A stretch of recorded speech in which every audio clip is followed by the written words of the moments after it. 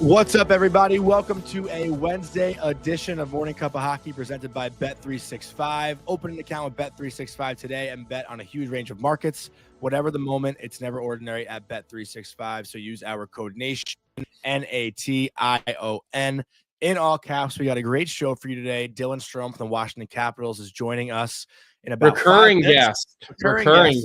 Recurring Stromer. Stromer's been on before. And we're very excited for today. Colby, I'll kick it off to you. How you feeling? Well, look, I think Stromer's here. I'm not surprised because he's an on-time type of guy. Last time we had him on, I remember him being a little bit early. Honestly, one of my favorite episodes that we had this summer. So why don't you read him in, Johnny, and we'll get right to the magic that is happening in the nation's capital right now.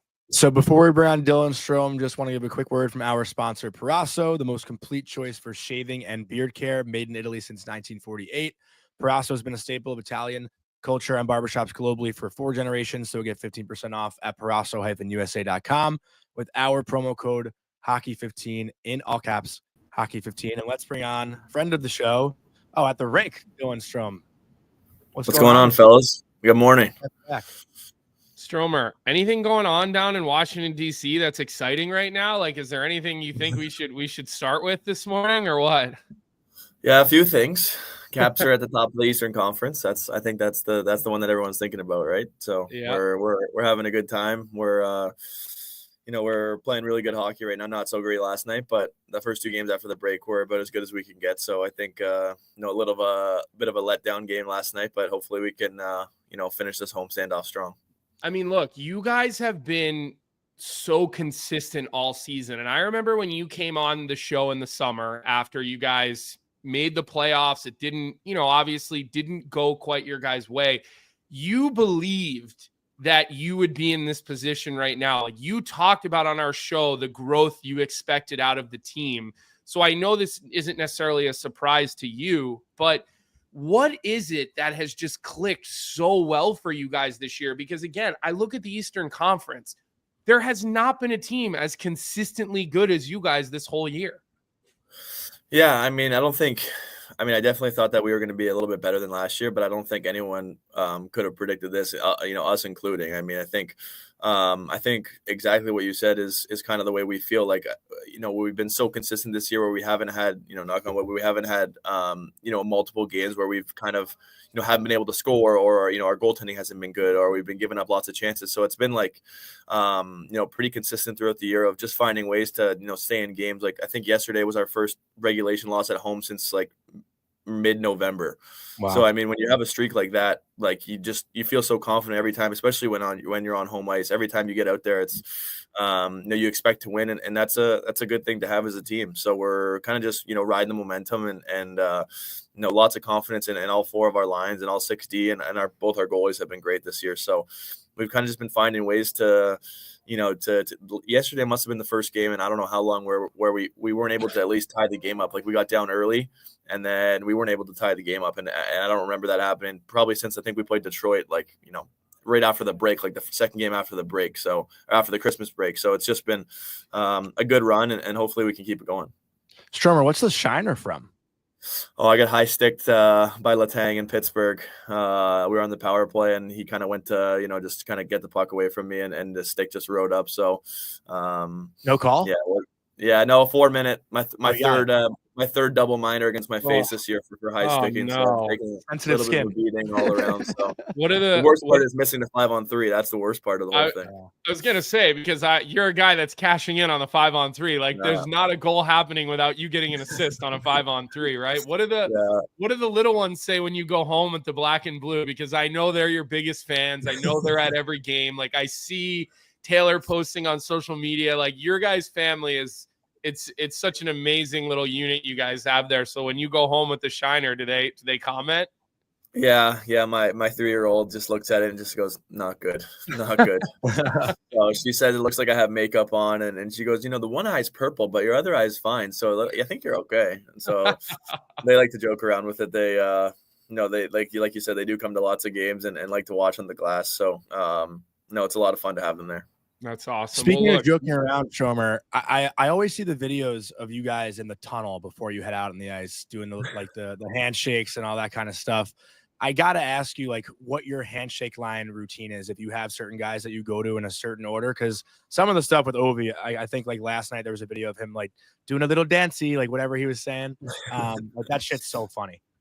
Yeah, I mean, it's I've said it before, but there's so many games in a season, and these guys have been around for so, like Ovi and John and when Ocean back, you were here, like they've been around for so long. So I think they just try to keep it light. I'm a guy that hangs out in the room until the clock counts down. So our goalies are yelling the time on the clock, and then it's kind of just like I'm sure there's 10 or 15 guys on our team that can kind of tell you everyone's handshake. So it's pretty funny. I do a little thing with Van Riemsdyk in the dressing room, and then I go out there, do a handshake with Chicker, and I give McMichael a little punch in the stomach, and then I do a salute with Dubois, a little handshake, and I'm on my way. So it's it's a lot of handshakes that are going on. It's pretty funny. We're in the dressing room, and while everyone's in the tunnel, like 5 or 6 guys, and we can like recite everyone's handshake, like just waiting there to go out. So it's a great group of guys. We have a lot of fun, and I think that's one of the reasons why we're having so much success is because everyone just seems to get along at the rink. Everyone's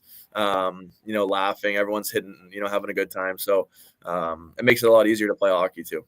Well, we're big Van Riemsdyk fans on this show. I say every year, I think Trevor Van Riemsdyk might be the most underrated defenseman in the whole, like nobody ever talks about him, and you watch him play, he's just a goalie's dream because he's so he's predictable in the best way possible. He's reliable.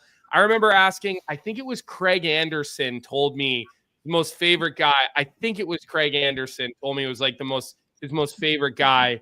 I don't know where they might cross paths or whatever, but let me ask you about yourself. And I know you're not a fan of talking about yourself, but you've got 41, I believe, assists, and I think your career high is 42.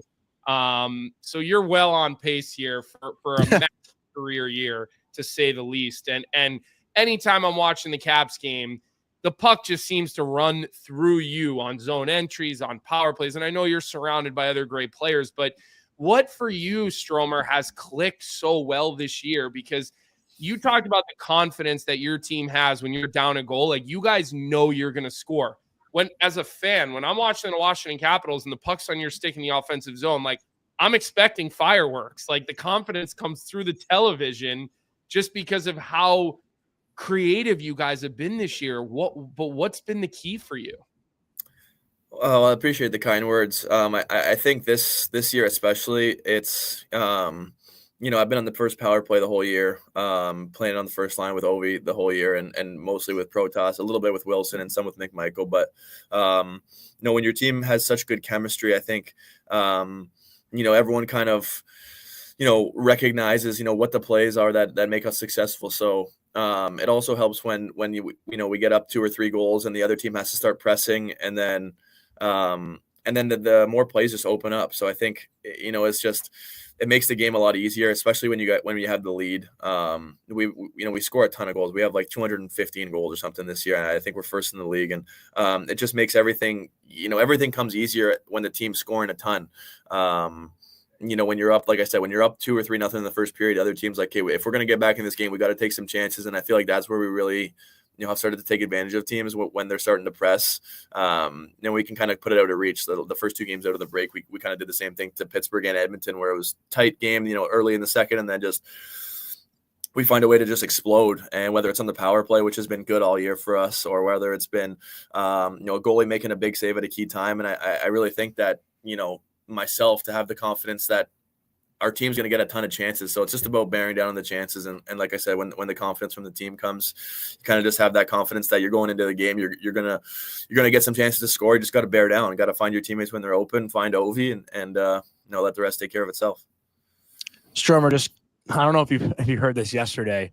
The Ticklets guys were talking about the Capitals, and I think it was Biz that said they actually took Nick Backstrom's brain and put it into Dylan Strome's head, and that's why he's playing so well this year.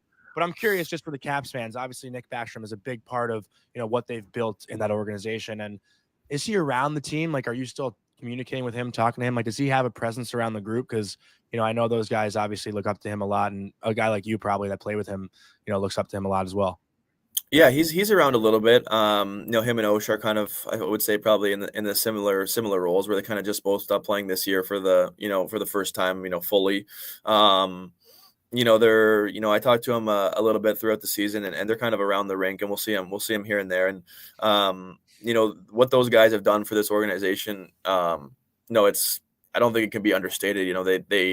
I just saw some Instagram videos of them unveiling a plaque, like where they used to jump in the fountain after they won the cup. So Really? they're always laughing, and they're always, whenever they come in here, it's so easy to pick up a conversation with them. I know they're watching all the games, and I heard Osh say the other day that he's never seen a team as tight as we are, and for a guy that's a core locker room guy, it's cool to hear that, because it really feels like that in this room, that we're a really tight group. And it's been so fun to play. Like, we come to practice every day, everyone's laughing. There's pranks going on, guys are chirping each other, and then we get on the ice and we work hard, and we get into the games, and things have been rolling. So whether it's those two guys and guys in the past that have kind of paved the way for the organization and guys to follow. I feel like that's what it is. You see those guys having fun, you see them working hard, playing pranks on each other, enjoying the road trips, and you kind of just follow in line, and you start to do it too. And I feel like that's why this organization has been one of the best since 2005. Yeah. Colby, do you want to ask one more? Or? Well, listen, I want to let him go here, because I know he's got a lot of stuff to do. So I'll end it with this here, Stromer. Obviously, you play a lot with Alexander Ovechkin. He is, chasing the greatest record, the goal scoring record. He just continues to amaze. Like, he is just must see TV, the way he's shooting the puck right now. And I just love that his celebration for every goal, like his excitement every time he scores a goal, is like he's like an 8-year-old kid who just won the Wonderland tournament in Toronto. Like, it's like it's unbelievable, right? You're witnessing it. Not only witnessing it, you're setting up a lot of these goals. You're touching the puck a lot. Like, what has this pursuit been like to have such a front row seat to, let's call it the red zone, offense for Alexander Ovechkin as he chases down Wayne Gretzky and is sure to get it here in the near future?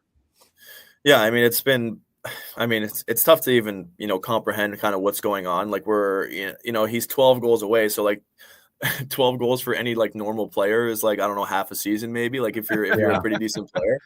And the countdown obviously is on, with we have 24 games left and he's got to get 12 goals. So it's like, you'd think that that wouldn't be something that attainable for most guys, but for him it's almost like people are trying to guess which game he's going to break it in. It's just been a lot of fun to be a part of, like you kind of see here. Like, he just enjoys scoring goals. Like, he's so happy, and he wants to break the record. He wants to, to do it this year. He wants to, find a way to get it done. And, he shoots the puck a lot. He gets in the right areas, but, like, I think like kind of like the running theme here with this is like, our team just enjoys when other guys have success, and nobody enjoys, when he has success more than the guys on our team. Obviously our fans enjoy it, the coaches enjoy it, the GM enjoys it, but you see guys in the bench when he scores a goal, it's like, it feels like they scored a goal. Everyone's like part of this. We're all in it together, and we all want him to break it. So, it's been an honor to be on his line, for a couple of years now, and it's been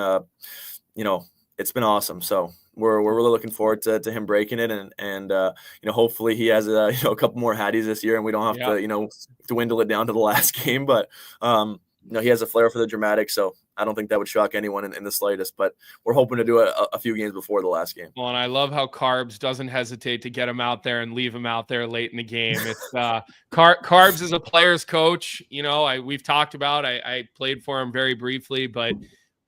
We love what we're watching. When the crowd's chanting Ovi when the goalie gets pulled for the other team, I feel like he doesn't have much of a choice. Yeah, well, hey, he's a man of the people. He knows he's got to listen. You're in the nation's capital. So Stromer, go to work, man. We really are appreciative that you were willing to give us a little time this morning before practice. You're the best. We love seeing the golden retrievers on social media. We love to. You got the whole package going on there at the Strome house. We absolutely love it, man. So we appreciate you this morning. Appreciate you guys. Thanks for having me on. All right, Thanks, Stromer. Awesome stuff. The Caps. I wanted to mix in that I'm a Caps hater, but we didn't have enough time to do it. I'm sure we'll have them on again maybe before playoffs start. We can reach back out. No, you don't think so? No, I'm shaking my head. Yeah. Like you have been all year. You haven't. I know. You haven't jumped on the bandwagon. We're short on time. I thought we'd have more time so I could squeeze it in at the end there. Well, you see that he's in it, like he's in his ditch, right? Like they probably have a meeting here at 9:30 before practice at 10 o'clock in the morning. So but for the people in the chat, I did say I was a Caps hater this summer, so I said it to him already before. It's not like it is. It's interesting to hear him talk a little bit about Oshie and Backstrom being around. Yeah. Like those guys are obviously like great ambassadors. And look, I want to address. They haven't retired yet either, right? Those two. Yeah, I guess not officially, right? But let me just address.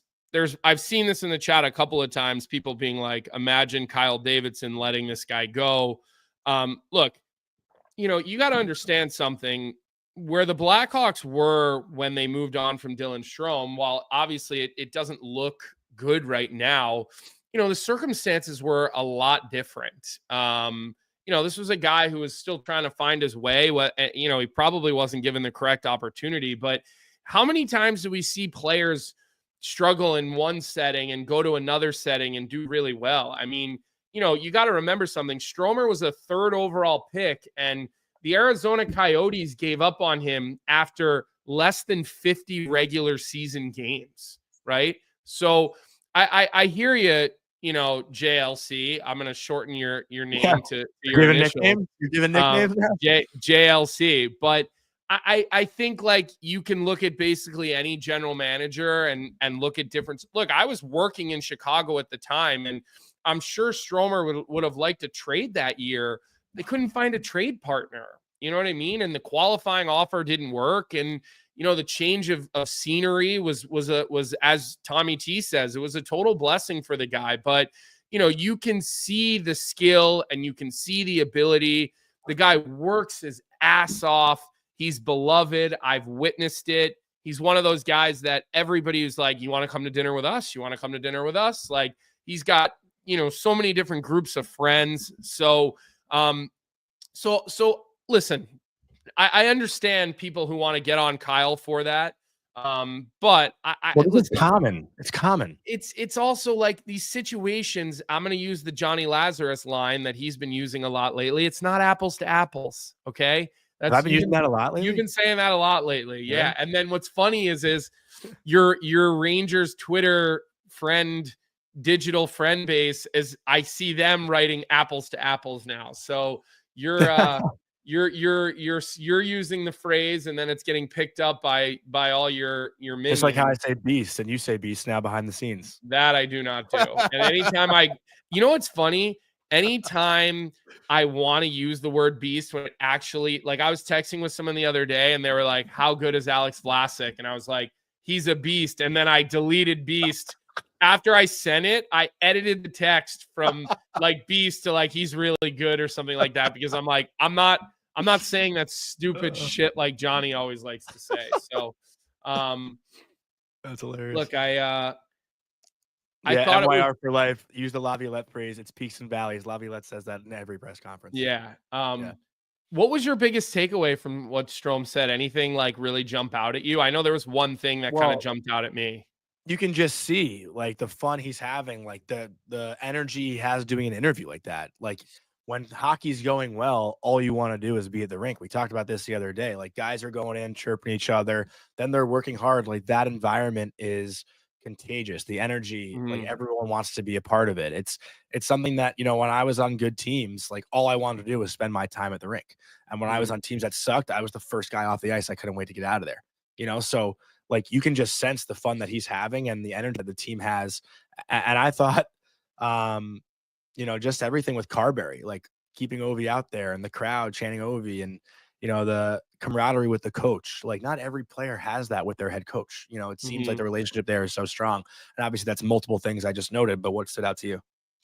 So the thing that probably jumped out to me the most was when he said, I'm paraphrasing, but his comment about how when Ovi scores, everybody feels like they also scored. Yeah. That's not every team. No. Like, I mean, mostly guys want their stats. They want their points. They want them for contracts. They want them for more money, all of the above reasons. So it's not really the case on every NHL team that when one guy scores, everybody feels like they succeeded or everybody feels like they scored. Okay. Human nature just doesn't allow that. There's definitely that's certainly in some groups, but it's not every group. And I think that was the part that stuck out to me the most. And kind of caught my ear the most as to what he said.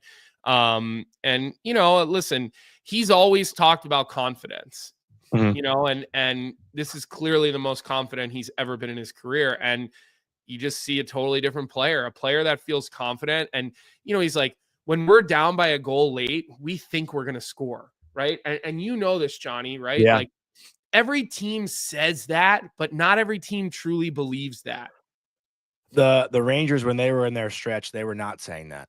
Right. This year. So they were not. Listen, they were not. You know what's funny? So, I talk about the Titans, the junior team that we coach. This year, our team has probably half a dozen 6-on-5 goals. Like we're down, and we've probably been in that situation 10 or 11 times. And I think probably if we went back and looked, half a dozen times we scored 6-on-5 to tie a game and get it to overtime. And our players, when they jump over the bench 6-on-5, they actually expect to score. They really do. It's not just lip service. I'm not drawing up a play. We get the personnel out there. They know where their spots are. And I'm just like, guys, let your skill take over here.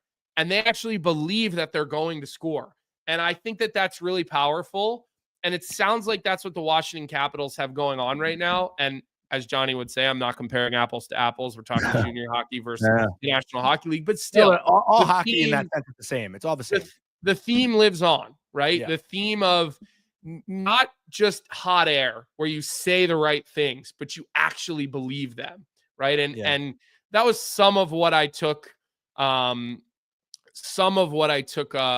from what Dylan Strome had to say. I see a question in the chat from Is This Better? And I don't even think this is a debate, but I'm curious what you think. He said, so who wins the Crosby versus Ovechkin debate? Who's had a better career? Like, Ovechkin's going to be the best goal scorer of all time, but there's no doubt to me that it's Sid. Is that a debate? I think it's a debate. I think it's Crosby, but I think it's a debate. I mean, the question that I have is how many cups, for Crosby, right? I mean, he's got more cups. Yeah, he's got 3. He's got 3. One guy has 1. It's a debate, but I think it's a debate that, falls for Sidney Crosby, no doubt. But again, you can't, you can't. Jeremiah loves bringing this up. Jeremiah says, like, how many Hall of Famers did Sid play with versus how many did Ovechkin play with? Like, that's, but look how many good players Sid created. Like, yeah, and listen, a lazy, stupid debate, Jeremiah, like at all, and it has nothing to do with who you play with. Yeah, I don't agree that it's a lazy or a stupid debate. I think it's a real debate. These were the two guys that came in together. They basically saved the National Hockey League. I do agree that if you want to start picking into it, like, oh, this guy's a center, this guy's a winger, this guy kills penalties, or this guy played with these 3 Hall of Famers and this guy only played with 1 Hall of Famer. Yeah. Like, sure, you can look. The reality is of that generation, these were the 2, players that carried the National Hockey League, that brought, excitement back. They brought a rivalry. I'm going to fire back at Jeremiah here. I'm going to fire back at Jeremiah because Jeremiah is saying you have to play on good teams to win. My upbringing, the Capitals were winning President's trophies year after year, and we're getting knocked out of the playoffs by the Penguins. Like, they had the home ice advantage in almost all of those series, and the Penguins would beat them. The Capitals were the better team going in, technically, based on standings. sorry to cut you off, but like, No, you're I good. feel like, and listen, Jeremiah knows I love him, but I feel like he's making excuses here. Yeah, I mean, look, I think Crosby, overall, if you want to know like who's the GOAT, like I think it's Crosby. But again, you have a guy who is about to beat Best goal scorer of all time. Wayne Gretzky's record, and you certainly can't not have him in a debate with Sidney Crosby for who is the guy from that generation. I don't think it's a debate. I don't think it's a debate. I mean, listen, I think it's reasonable to talk about. I don't know why we would shut it down so quickly and people would get defensive or offended or whatever by the fact that, again, you're talking about guys who came into the league, what? One came in as an 86 birth year. The next came in as an 87 birth year. They've been, go ahead. No, I fired Jeremiah up. He called me a dunce because Malkin won the Conn Smythe. Okay. Evgeny Kuznetsov had the most points in the Capitals playoff run. Like, yeah, listen, you can go tit for tat. You can go tit for tat on this kind of stuff. But I think that overall, when you really look back one day when we don't have these two guys playing in the National Hockey League, we're going to realize that these two guys are owed a lot of credit for sort of the modern NHL. Right? They were sort of the stewards of the modern NHL, in my opinion. And I really loved those commercials back in the day where those guys would be like pranking each other in hotels. And you've also seen their relationship evolve over time. It almost reminds me a little bit of Nadal and Roger Federer. I know I'm going to a completely different sport, but those two guys were not always close. And as they got later into their careers, they became each other's greatest ally, although they were each other's greatest competition. And I think Sidney Crosby and Ovechkin probably have got to that place. They probably share a lot of admiration for one another. They probably realize the part that they both played. Listen, you're putting them both on the Mount Rushmore since the years they came into the National Hockey League. Yeah, 1,000%. Like, they're both on there, right? And there's more room for one, right? So, anyways, interesting topic. Not one we planned on kind of wiggling our way into, but definitely. David Rodriguez has the best point to close it out. What is crazy is 20 years later, this debate is still going on and they dominate. It's amazing. They're both still at the top of their damn game. Yeah, well said, David. I mean, Ovi just got to 30 goals last night? Yeah. 31? 30 or 31? Yeah. And 30. like we saw the brilliance of Crosby at the Four Nations, right? I mean, look, can't wait to see. I did see, so on another note, I did see the International Olympic Committee is petitioning a different Olympic committee to allow Russian and Belarusian athletes to partake in the Olympics next year. Now, I don't know if that's going anywhere. I don't know really the difference in these committees or the ins and outs of it, but man, I would love to see Alexander Ovechkin and that Russian team, whether they play under the, a different, bland flag or whatever. I would love to see them in the Olympics next year. That hockey team. Like, take all the again, please, everybody, separate. Okay, please separate what I'm saying. I'm talking about hockey and hockey only. Okay, I would love to see those hockey players who play in the National Hockey League, some of the biggest stars and best players, play in the Olympics next year. I would love to see that because I want to see Ovi and Best on deck. I think everyone agrees. Yeah. One more time. I want to see it one more time at least. Ovi with some of those young superstars. I would love to see that. And I would love to see him doing his thing on that stage and that level. Someone's asking who would be the starter for Russia. I don't know. They got too many good ones. Like Vasilevsky probably. Yeah. Just seniority. Seniority, but like you're splitting hairs. Yeah. You're totally splitting hairs. So, anyways, it was nice to have Dylan Strome on the show today. Good to get a player from the best team in the Eastern Conference on.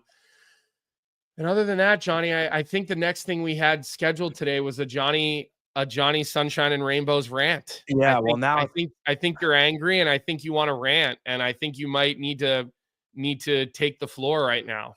Well, Sharma also just wrote, Laz, any updates on Fox? Is his injury serious? I don't know yet. I haven't gotten any word on it.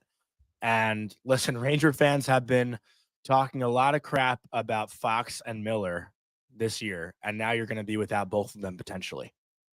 Those are two huge losses in last night's game. Obviously the Rangers win 5-1 on Long Island, but Keandre Miller goes out with a lower body injury and doesn't return. Fox goes out with an upper body injury and doesn't return.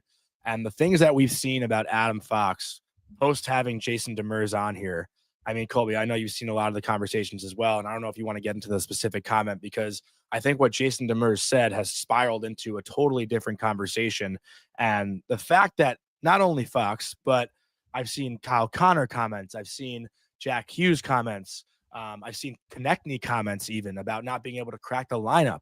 And the people that are judging these players, who are some of the best players on their teams and still some of the best players in the NHL, that are being judged on the best on best tournament, to me, I don't think it should alter any opinions. And I think tarnishing the way that they play for their respective NHL teams is ridiculous. Yesterday I listened to Spit and Chicklets, and John Cooper said himself, like, those games were the fastest paced games that he's ever coached, faster than the Stanley Cup final. Like, you watch the NHL games now as well, it looks a lot slower than what we saw in the course of those 4 games in Montreal and in Boston. And I think if Fox looked a step behind, or if Konechny couldn't crack the lineup, if Kyle Connor couldn't crack the lineup, who's probably going to put up 100 points this year, I don't think they should be judged in the NHL for what happened in the 4 nations. And I'm seeing way too much of that just on the discourse of social media. And to me, like, I just think it's ridiculous. Like, someone saying Jack Hughes will never be good in the playoffs because of how he performed against Canada. Like,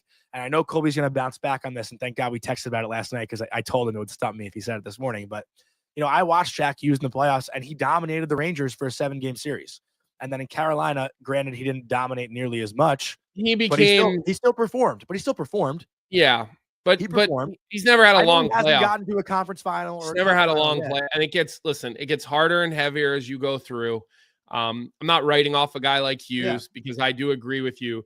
Even Game 7 of the Stanley Cup final is still not as talented as a U.S. versus Canada game. Yeah. It's still not as talented as as the best on best, because. But my roommate Troy made a really good point last night, Colby, and he was saying, like, and Troy, played college hockey at Colorado College, like played Division I, knows what he's talking about. Like, he said in that tournament, McKinnon and like Makar, those guys, like they're granted they had some moments where they stood out, but they like blended into play. And in the regular NHL, what? Yeah, at times they did. No, but I'm saying in the regular NHL, like, those guys stand out every time they're out there. Well, because that's how good the competition was. But they were blending in. Right. There were a lot, because it was the best on best. Yeah. The gap between Nathan McKinnon and a regular NHLer is like this. The gap between Nathan McKinnon and every player on Team USA, although Nathan McKinnon is still here, that's how small the gap is, right? Yeah. So I oh God, Jeremiah. Yeah, I know. I don't know. I'm laughing at you, Jeremiah. Yeah, same. I'm laughing with you, Jeremiah. I'm laughing at Johnny. I'm laughing at myself. So I don't know. Like, I think that I think it's fair to judge certain players differently than others, because no two guys are the same. I think the flaws you're picking out on Fox with like his foot speed, that to me is just getting more and more noticeable. That's always been there. It's always been there. But listen, again, how many years has he been in the league? How many games has he played? He's had some injuries. Like, when you're not the most fleet of foot, and then you start having lower body injuries like he did, he had the knee injury, that stuff starts to add up and catch up to you.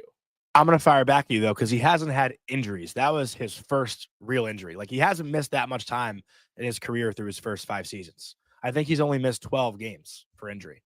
Like, it's not like it's that much, So I wouldn't say Fox has struggled with injury issues, but he's certainly struggled post-injury last year. I'm mostly talking about the knee injury. Yeah. But you look at the less, like I had one guy, Sean, who's been a Fox hater basically since Fox came in the league, challenged me on Twitter saying, we've seen this for half a decade. If you play hard on him, whatever. I don't remember the exact comment, but Colby, you're the one who says we have a large sample size. We know what he is. And Agreed. Fox came into the league as a 3rd round pick. These were the deficiencies he had coming in where people questioned his skating. They questioned his strength. They questioned his size and his physicality, but everyone that coached him up to the NHL point knew the way that he thought the game elevated him past other players. And it still does. That's what's allowed him to be so successful. So it still now does. when people are judging his skating and his physicality, these are things that people already knew. And he's still been so successful. I mean, the guy has finished, as a Norris Trophy finalist, I think 3 times in 5 years, and he won one. I just think it's ridiculous that I've seen Ranger fans saying, we got to trade Fox before his no move clause kicks in. This is the best defenseman this organization has seen probably since Brian Leach, and they want to trade him just because he played bad in a fucking best on best tournament. It's nuts.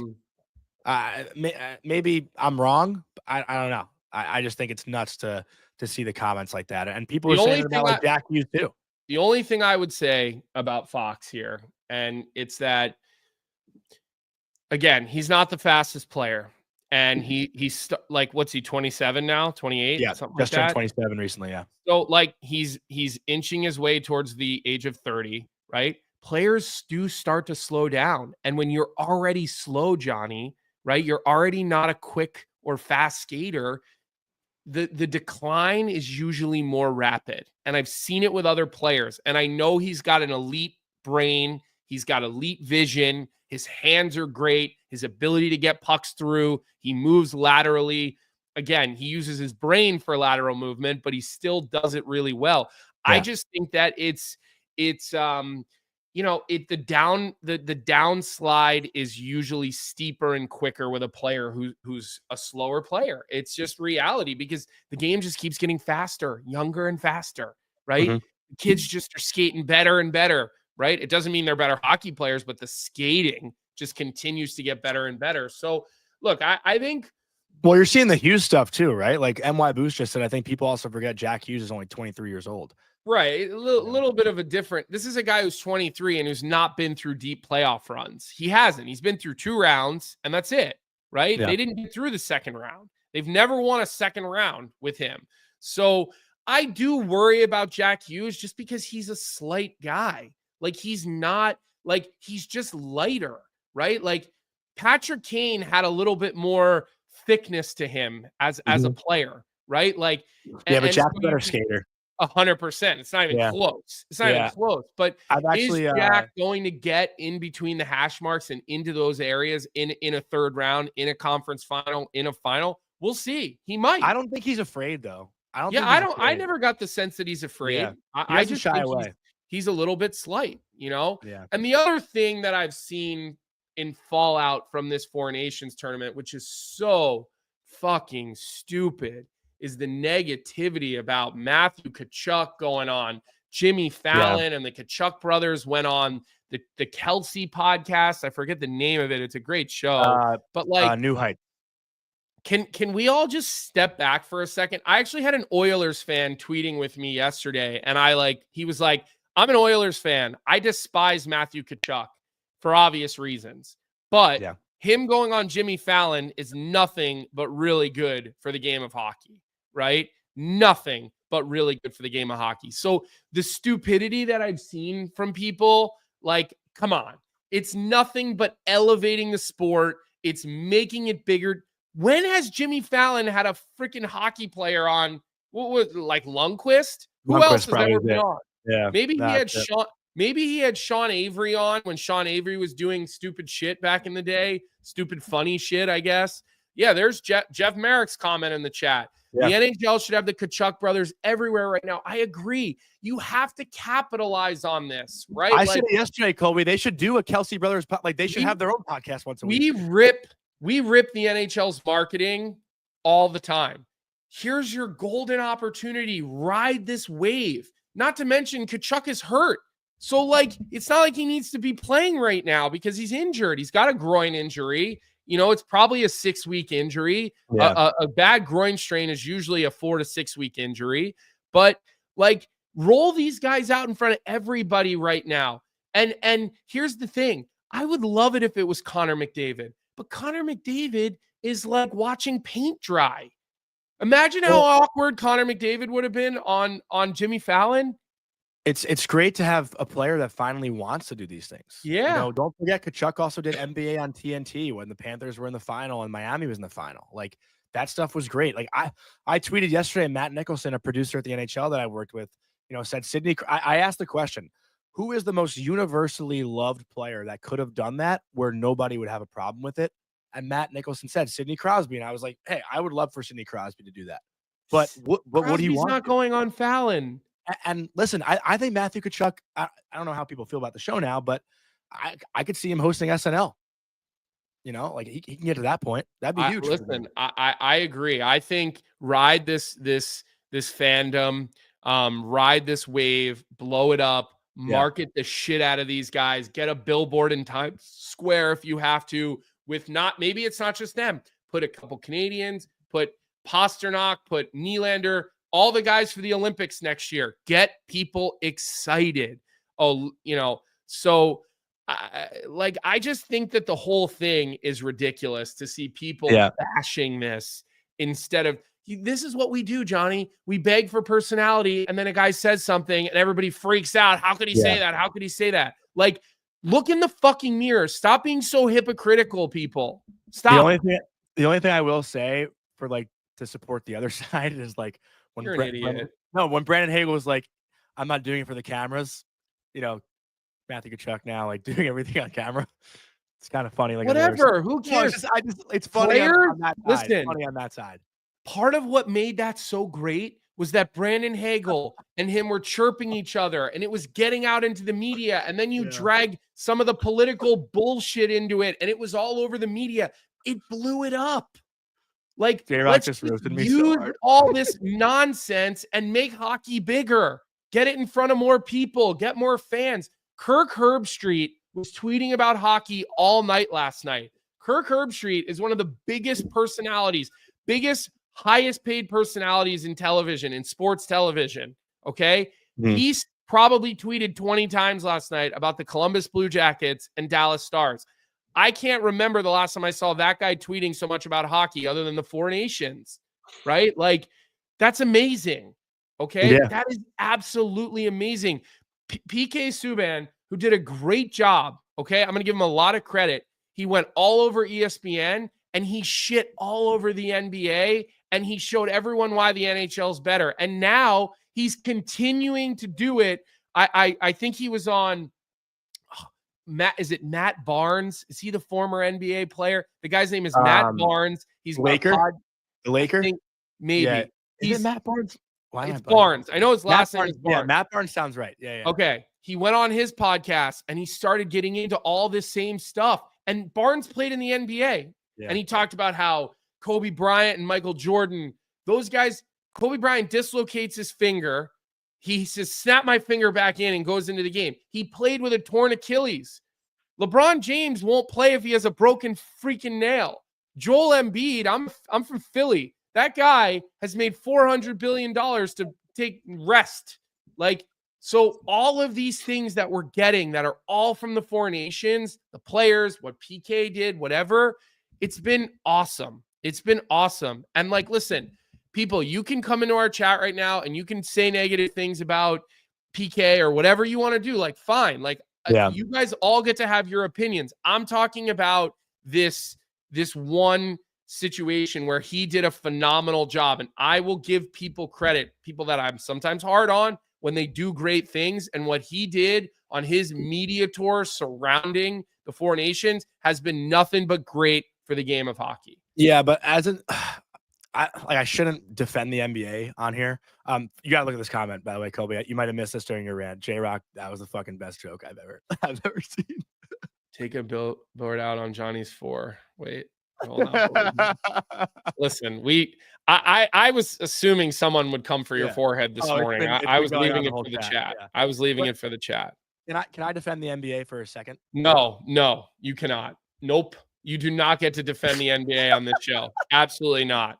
There will be no defending the NBA on this show. So take your NBA defense and yell about it on the Blue Shirt podcast thing that you do. I don't do it anymore. Do it on a different show. We're not going to defend the NBA here whatsoever. Unless you're going to talk about Michael Jordan or Kobe Bryant, we're not talking about the NBA. I was going to talk about the Olympics this summer.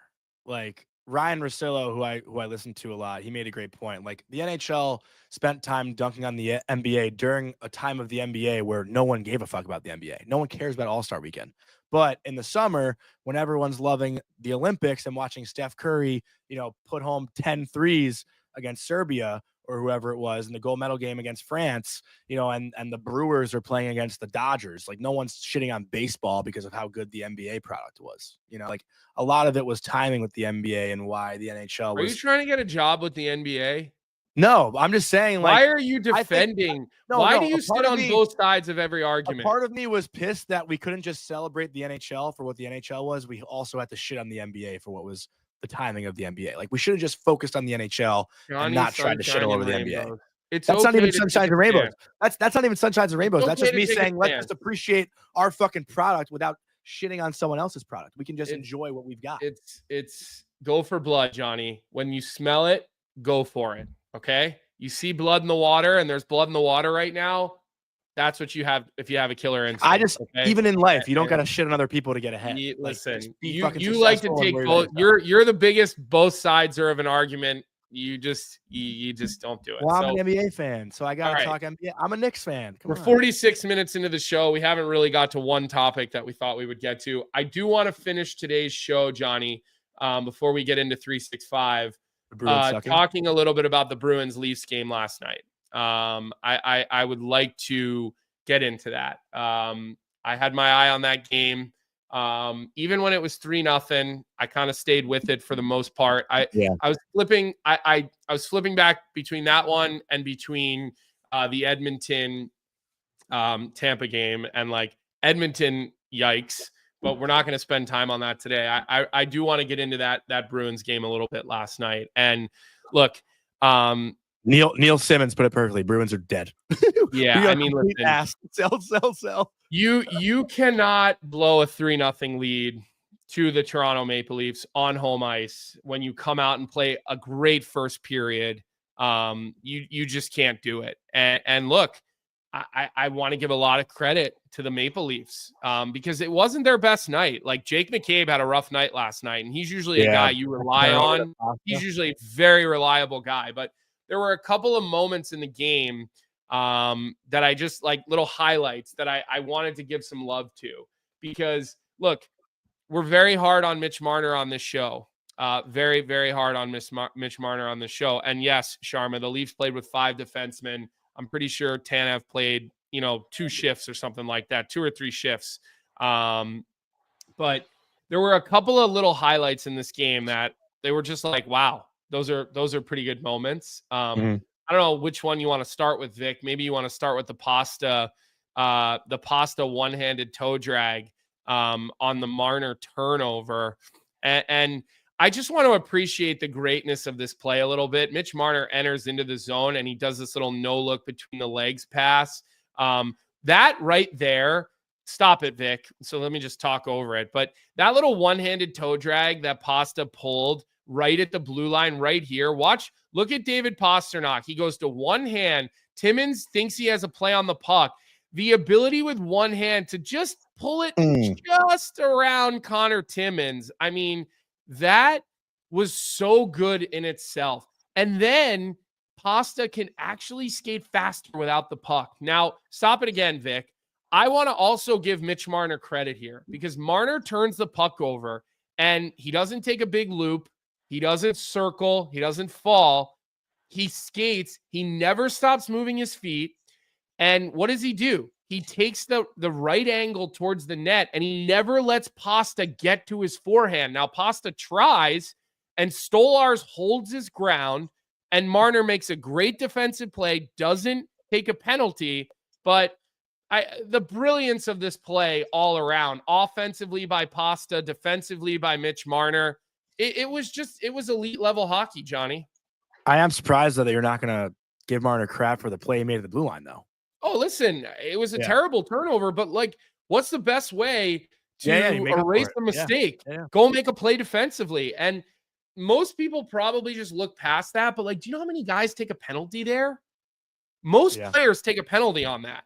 Because you're just busting ass trying not to, Marner yell at me for that play.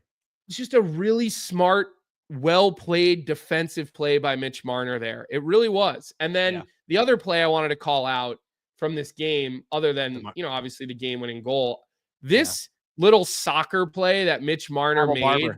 I mean, this is ridiculous. I mean, like, that was ridiculous.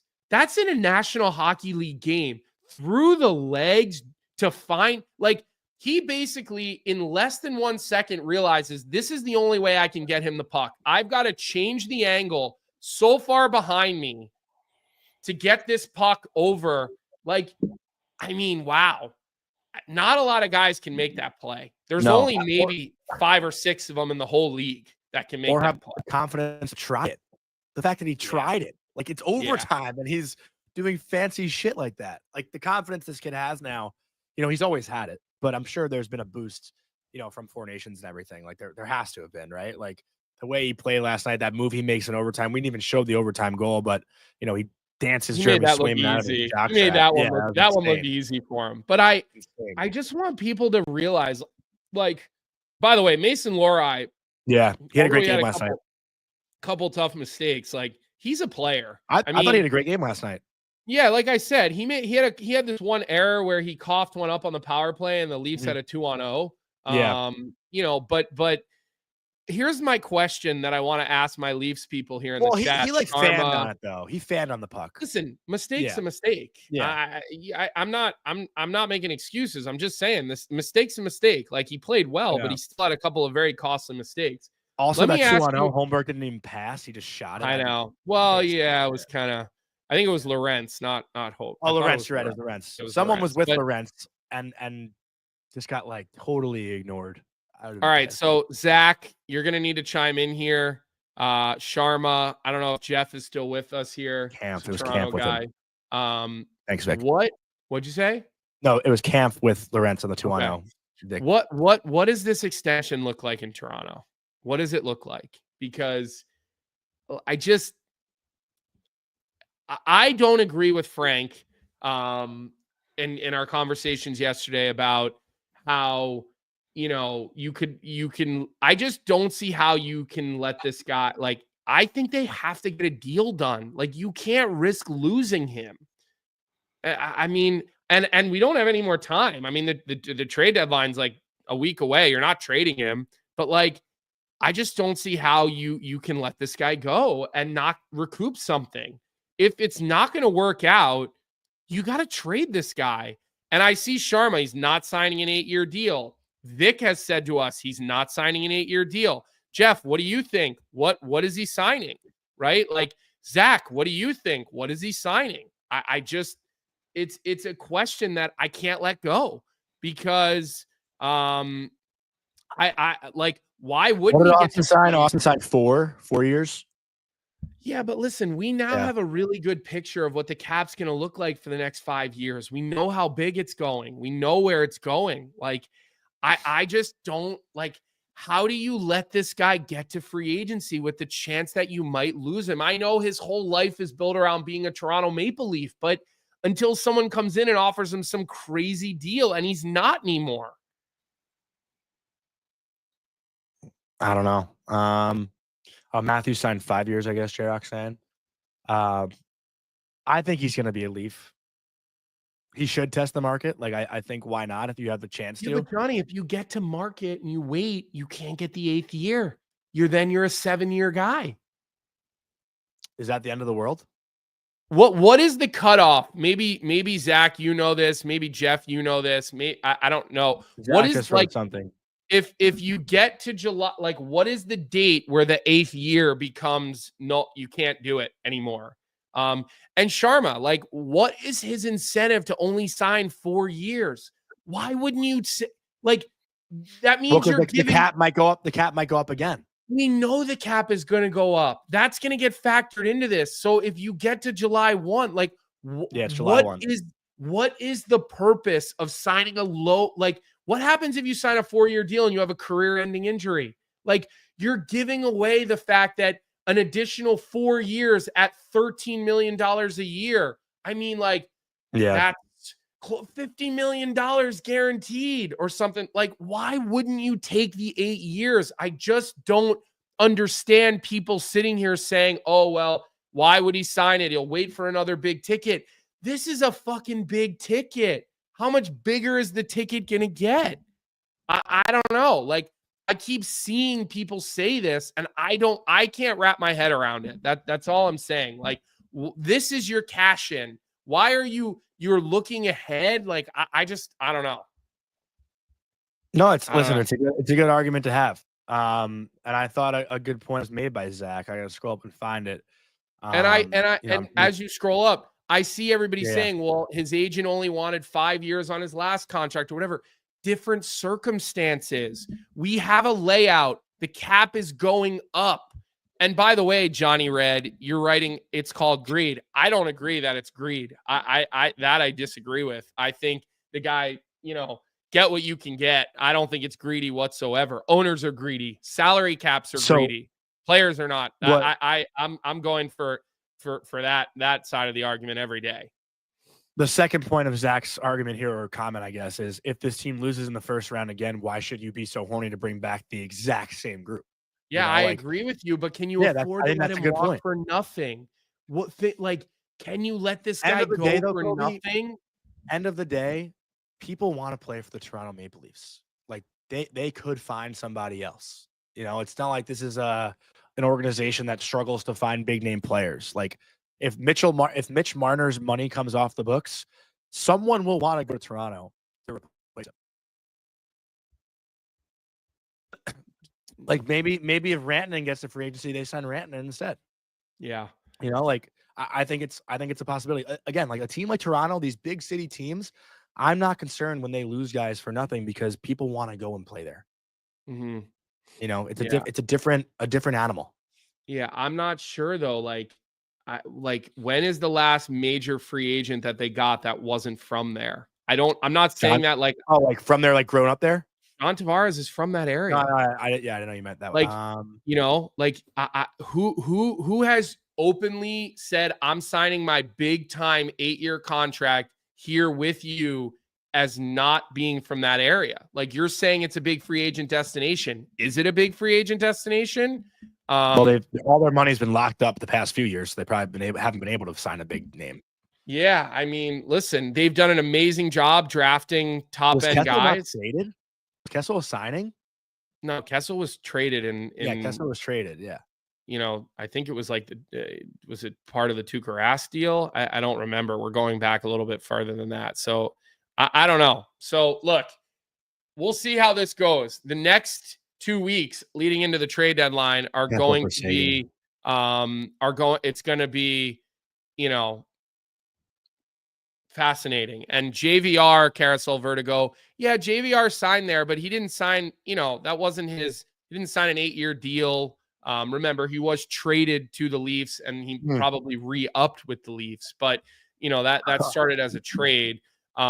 Jeff is reminding us a lot of Marner's outside hockey activations are based on him being a Leaf, right? Listen, that's a great point. You've talked to us about that before. Oh, it was Rask for Raycroft. Sorry. Kessel for Sagan. Okay. JVR was traded for Luke Shen, right? So appreciate the assists on those, Vic. Obviously, it's hard to remember exactly, but all I'm saying is I just don't know, Johnny, if the Leafs are this big time free agent destination. You got all the taxes in Canada. You've got really expensive living in Canada. It seems like that kind of stuff is more important to players now than ever. That's why you see all these players fleeing for warm weather, for low tax or no tax situations. So, look, this is why you got to make sure you're with us here for the next 2 weeks, whether it's us, whether it's DFO Live, or whether it's the sheet. Be with us every day. We are going to be ready to go with trade deadline stuff. Trades will happen before trade deadline stuff, which our guys are going to get to first. They'll probably happen later in the day, so then we'll get to them the next morning. We're going to be all across everybody's platform for the next couple of weeks. Give us a like on this episode. Yesterday was insanely positive. Give us your comments, happy or angry. We want to hear them all. We want the criticism. We want the positivity. We want to hear what you guys have to say. We're going to keep chugging along here. Tomorrow will be obviously our last show of the week, and then we're inching closer to trade deadline. We'll get you details about that just as soon as we possibly can. And other than that, Johnny, I think we got to get to bed 365, and then we'll say bye to everybody for the day. I am laughing at Jeremiah though, because we've been just like in and out going at it through this episode because of our Crosby Ovechkin debate. And Jeremiah said Kessel was drafted by Boston, but traded to Toronto, then run out of town and traded to Pittsburgh, in which he scored 5 game-winning goals in the 2017 playoff run. He's talking about how Sidney Crosby had so much help around him. Oh, it's so funny. Love you, Jeremiah. You're the best. Let's go into tonight's Bet 365 bet of the night. Vic picked both bets so far this week, and he went 0 for 2. So tonight, it's actually my pick finally this week. And we're going with Colorado money line at home against the Devils. The Devils are coming off of a spanking against Nashville. They won 5-0. And by the way, that Luke Shen quote last night about the Nashville Predators, like he said, I have never been on a team that couldn't score a goal like this. The Nashville Predators guys, they've got to be fed up with how bad they've been this year.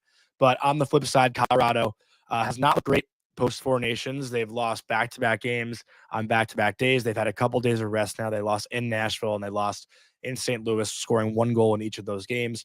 Tonight, I think they have a bounce-back game. It's a Mackenzie Blackwood revenge game against the Devils. So I like the Avalanche at home tonight.